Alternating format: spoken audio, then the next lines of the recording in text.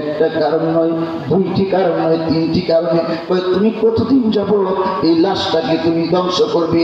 You আসিবু Yamal কিয়ামা ইয়া আবু বকর, ও আবু বকর, একদিন নয়, দুই দিন নয়, কিয়ামত পর্যন্ত আমি লাশকে ধ্বংস করতে থাকবো, ধ্বংস করতে থাকবো। আবু বকর রাদিয়াল্লাহু তাআলা জিজ্ঞেস করলেন, ও সাপ, বলো কোন কারণে তুমি ধ্বংস করবে?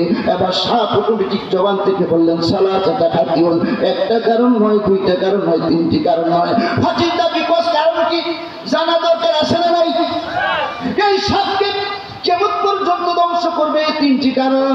কারণ কি?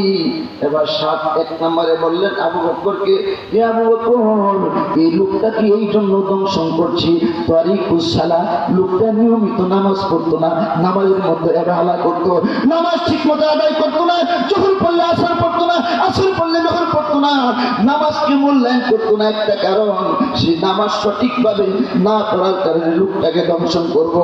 আর দ্বিতীয় কারণ কি? ও মনিউল সাকা, লোকটা কোটি কোটি টাকার মালিক ছিল। যখন হুজুর আসতো, মসজিদের ইমাম সাহেব বলতো, ও ভাই, আপনি তো কোটি কোটি টাকার মালিক, আপনি গরিব মানুষকে কিছু জাকাত দেন না? এবার তারাই দিত, হুজুর পেট বেকল আনতাস।